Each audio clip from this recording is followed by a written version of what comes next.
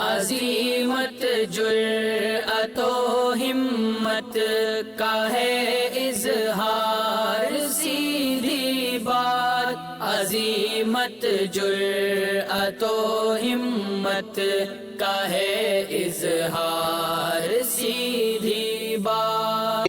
ناظرین گرامی، السلام علیکم ورحمۃ اللہ وبرکاتہ۔ سیدھی بات کے تازہ ترین پرائم ٹائم میں آپ لوگوں کا استقبال ہے۔ ناظرین گرامی، میں انصار عزیز ندوی اس وقت کے ایوننگ پرائم ٹائم میں آپ لوگوں کے سامنے کچھ اہم ترین خبریں، کچھ وائرل ویڈیوز، کچھ تنقیدی تجزیے لے کر کے حاضر ہوا۔ ناظرین گرامی، میں آپ کو بتاؤں گا کہ کس طرح حیدرآباد سے لڑکوں پر لاٹھی چارج کرنے یا مارنے کی ویڈیو وائرل ہو رہی ہے، تو اسی طرح اتراکھنڈ میں بھی ایک ڈی ایم نے بہت زیادہ ظلم و ستم کیا ہے، اور ادھر کویت نے کیا اسرائیلی پاسپورٹ رکھنے والوں کے لیے ویزا دینا بند کر دیا ہے، یہ بھی خبر آ رہی ہے۔ وہ ویڈیو بھی آپ کو دکھاؤں گا۔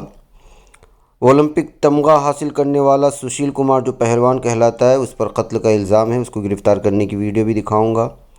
پولینڈ وہ ملک بن گیا جو ترکی سے مسلح ڈرون خریدنے والا پہلا نیٹو ملک میں شامل ہوا، اور بھی بہت ساری چیزیں ناظرین گرامی، کہ کس طرح اسرائیل کی وجہ سے 170 صحافیوں کے زخمی ہونے اور 11 روز میں 27 فلسطینی طلباء شہید ہونے، اور مراکش سمیت کتنے ممالک نے کس طرح کے مظاہرے کیے، وہ تصاویر بھی دکھاؤں گا، اور بھی بہت ساری چیزیں ہیں۔ ان تمام چیزوں پر میں روشنی ڈالوں اس سے پہلے آپ لوگوں سے درخواست ہے کہ جناب آپ نے ہمارے چینل کو سبسکرائب نہیں کیا ہے، کر لیں۔ ہماری ان ویڈیوز کو دوسروں تک پہنچانے میں ہماری مدد کریں، لنک کو شیئر کریں۔ ادارے کی مضبوطی ناظرین گرامی آپ لوگوں کی مضبوطی، اور آپ کو پتہ ہے کرنا کیا ہے۔ بہرکیف چلیے چلتے ہیں پہلے خبر کی جانب۔ ناظرین گرامی، آئیے سب سے پہلے اس ویڈیو کے حوالے سے آپ کے سامنے تفصیلات رکھوں۔ یہ جو ویڈیو اس وقت دیکھ رہے ہیں، تھپڑ رسید کرنے والے کلیکٹر کا نام ہے رنویر شرما۔ چھتیس گڑھ کے ضلع سورج پور کے یہ کلیکٹر ہیں۔ دوائی لینے گئے ایک نوجوان کو یہ تھپڑ بھی مارتے ہیں، اس کا موبائل بھی اٹھا کر کے پھینک کے توڑ دیتے ہیں۔ بار بار وہ نوجوان درخواست کر رہا ہے کہ دوائی لینے جا رہے ہیں، پرچی بھی دکھا رہا ہے، موبائل میں موجود پرچی بھی دکھانے کی کوشش کر رہا ہے، لیکن کرسی کی طاقت کا نشہ ایسے سوار ہو چکا ہے اس ڈی ایم رنویر شرما کے ذہن پر کہ وہ عام نوجوان کو خاطر میں لا ہی نہیں رہا ہے، اور ساتھ ہی اپنے ساتھ موجود جو اس کی سیکورٹی گارڈ تھے ان سے بھی کہہ رہا ہے کہ اس کو مارا جائے۔ تو ناظرین، یہ کس طرح کی جو ہے انتظامات ہیں۔ بہرکیف اب ان کو جو ہے ان کے عہدے سے ہٹا دیا گیا ہے، اور وزیر اعلیٰ بھوپیش بگیل نے ٹویٹ بھی کیا کہ سوشل میڈیا کے ذریعے سورج پور کے کلیکٹر رنویر شرما کی طرف سے ایک نوجوان سے بدسلوکی کا معاملہ میرے علم میں آیا، یہ انتہائی افسوسناک اور قابل مذمت واقعہ ہے۔ چھتیس گڑھ میں اس طرح کے کرتوت قطعی برداشت نہیں ہوں گے، اور کلیکٹر رنویر شرما کو فوری اثر سے برطرف کرنے کے احکامات صادر کر دیے گئے ہیں۔ ناظرین، ایک طرف یہ نئی کوئی ویڈیو نہیں ہے بھارت کے لیے، بھارت کے لوگوں کے لیے۔ گزشتہ لاک ڈاؤن میں بھی ہم نے کس طرح کے جو ہے ظلم و ستم کی ویڈیوز دیکھے تھے، ابھی بھی دیکھنے کو مل رہے ہیں۔ میں آپ کو ایک اور ویڈیو اس وقت دکھاتا ہوں جو حیدرآباد سے آ رہی ہے۔ یہاں دیکھیے، حیدرآباد کی ویڈیو آ رہی ہے۔ یہاں پر بھی پولیس ان لوگوں کو مار رہی ہے جن لوگوں کو جو زومیٹو اور سویگی کے جو ہوٹلز وغیرہ سے جو ہے کھانا پارسل وغیرہ کر کے گھروں تک پہنچاتے ہیں، آن لائن جو بکنگ ہوتی ہے ایک ایپ کے ذریعے سے۔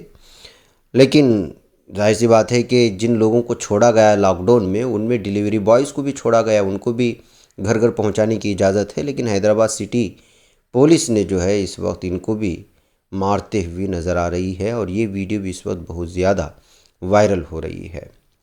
تو ناظرین گرامی، اس طرح کی چیزیں سامنے آ رہی ہیں لاک ڈاؤن میں۔ پہلی بات تو یہ ہے کہ ہاں، واقعی لاک ڈاؤن کی جتنے بھی قوانین ہیں اس کی پاسداری کرنی چاہیے، لیکن جن لوگوں کو چھوٹ دی گئی ہے، جیسے مثال کے طور پر صحافیوں کو ہے، فرنٹ لائن ورکرز ہے، اور بہت ساری چیزوں کے لیے اگر وہ لوگ بھی راستے پہ نکل آئیں، ان کو بنا پوچھے ان پر اگر ظلم و زیادتی کریں گے، تو ظاہر سی بات ہے کہ اس پر تنقید ہوگی اور پولیسوں کی لگاتار کرکری ہوگی۔ ناظرین گرامی، ایک اور بھارت کا چہرہ اور منتری لوگ کس طرح کام کرتے ہیں، میں وہ اس ویڈیو سے بتانا چاہتا ہوں۔ ایک کھٹیا ہے اور اس پر مریض سو رہا ہے، اس میں کچھ گرامین کے لوگ جو ہے اس کو ہاسپٹل پہنچانے کی کوشش کر رہے ہیں، اور یہ جو آپ دیکھ رہے ہیں یہ لوک سبھا چھیتر پٹنہ صاحب کا ہے، بختیار پور، روپاس دیارہ جس کو کہا جاتا ہے۔ اور آپ حیران رہ جائیں گے کہ یہاں کے منتری رویش کمار پرساد ہیں، جن کے پاس 3 منترالے ہے۔ آپ اندازہ لگائیں، جن کے پاس 3 منترالے ہے اور جو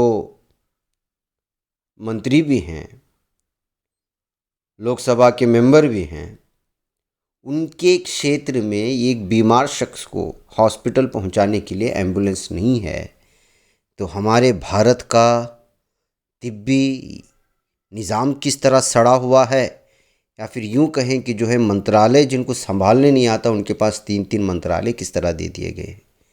روی شنکر پرساد تو اس وقت مرکزی حکومت کے ایک مضبوط منتری مانے جاتے ہیں نا، یہ ان کے چھیتر کا حال یہ ہے۔ تو آپ اندازہ لگائیں کہ جو ہے باقی جہاں منتری کام کر رہے ہیں ان علاقوں کے کیا حالات ہوں گے۔ یہ سمجھانے کے لیے اس ویڈیو کو میں نے آپ لوگوں کے سامنے لایا ہے، جو اس وقت بہت زیادہ وائرل بھی ہو رہی ہے۔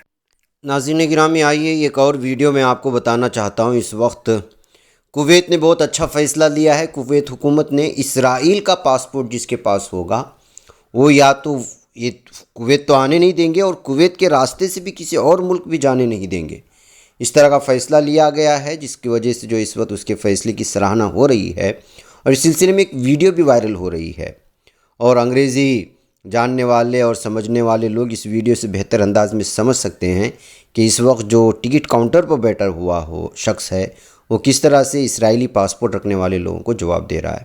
میں تھوڑا سا سمجھاؤں پھر آواز کے ساتھ اس ویڈیو کو آپ کو دکھاؤں کہ اس میں کہا جا رہا ہے کہ جو ہے اس وقت جو ہے کویت میں کویت کے رولز کے مطابق اسرائیل کا پاسپورٹ جو ہولڈر ہے اس کو نہ کویت میں آنے کی اجازت ہے، اور نہ ہی یہاں سے کسی اور ملک جانے کے لیے جو ہے اس طرح کی کوئی ویزا دینے یا اس طرح کی کوئی پالیسی اختیار کر رہی ہے۔ وہ کویت کا آرڈر ہے کہہ کر کے جو ہے اس میں صاف طور پر کہہ رہا ہے۔ تھوڑا بہت آواز کے ساتھ سنیں، اس کے بعد میں کچھ فلسطین کی خبریں رکھتا ہوں اور کچھ لوکل خبریں رکھنے کی کوشش کرتا ہوں۔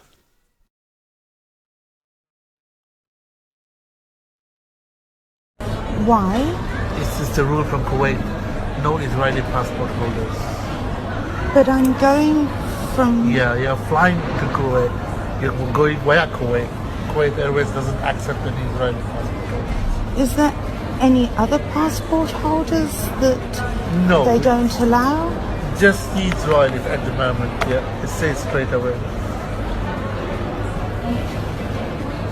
Could I speak to the supervisor, No, please? it's the rule.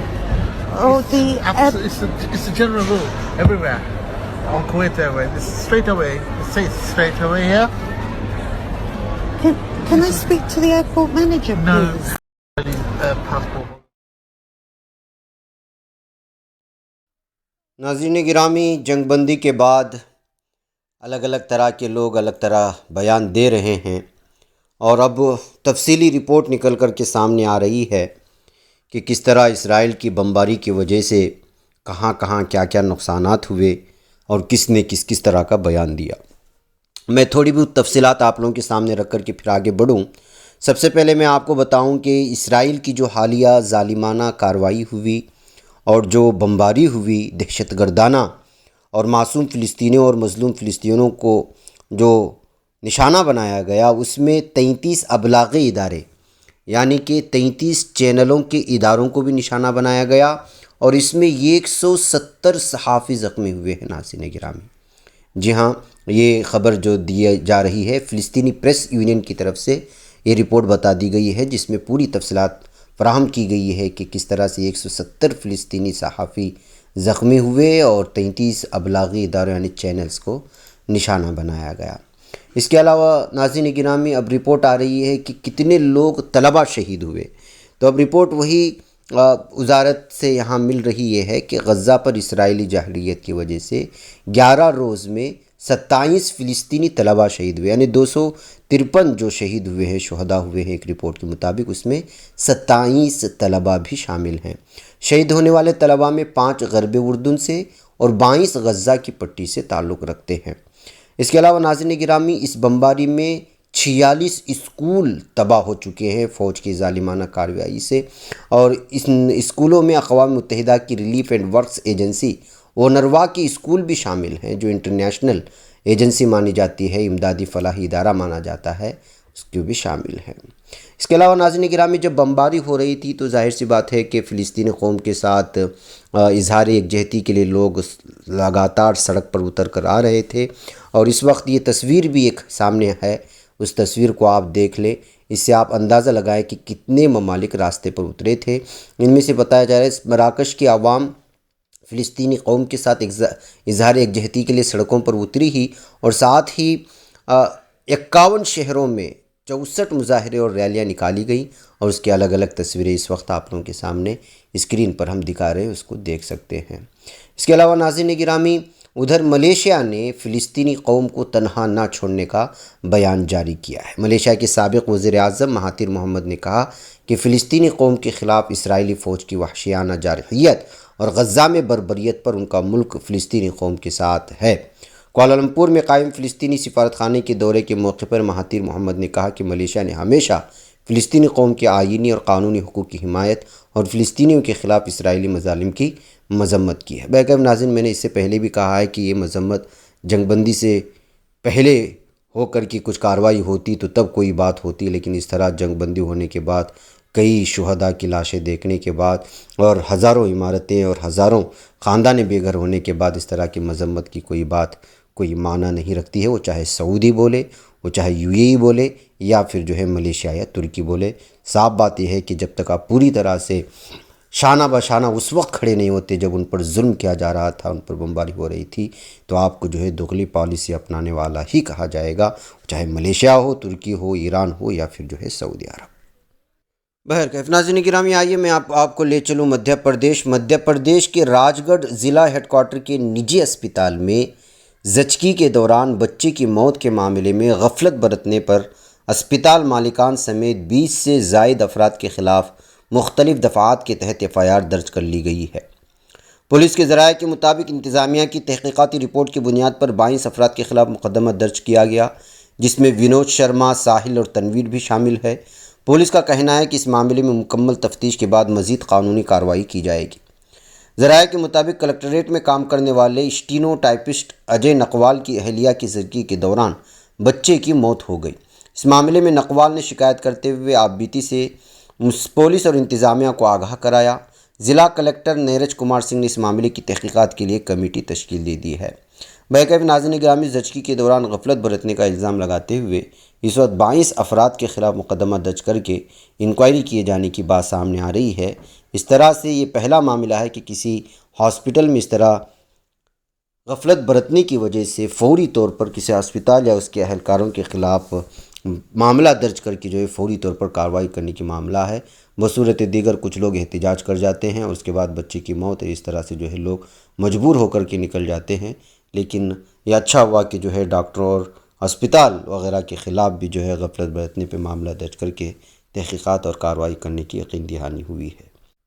ناظرین گرامی آئیے ایک ویڈیو اس وقت آپ دیکھ رہے ہیں، یہ گرفتار کر لیے جانے کی ایک موقع پر اسی شخص کو جو ہے اولمپک تمغہ ملنے کی وجہ سے بڑی عزت کی نگاہ سے ان کو جو ہے دیکھا گیا تھا اور اولمپک تمغہ فاتح کے طور پر پہچانے گئے تھے سشیل کمار، لیکن اتوار کے روز دہلی پولیس کی خصوصی سیل نے ان کے قتل کے ایک معاملے میں گرفتار کر لیا۔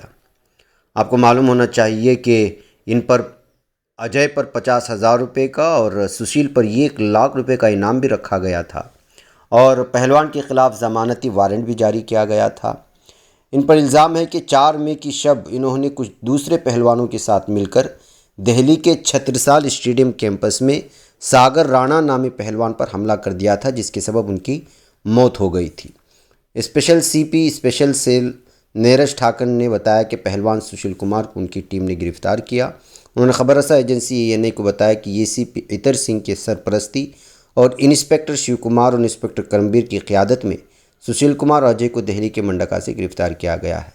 تو ناظرین گرامی اس طرح سے جو ہے ایک تمغہ حاصل کرنے پہلوان کو قتل کے الزام میں گرفتار کر لیا جانا کتنی ہی افسوسناک بات ہے۔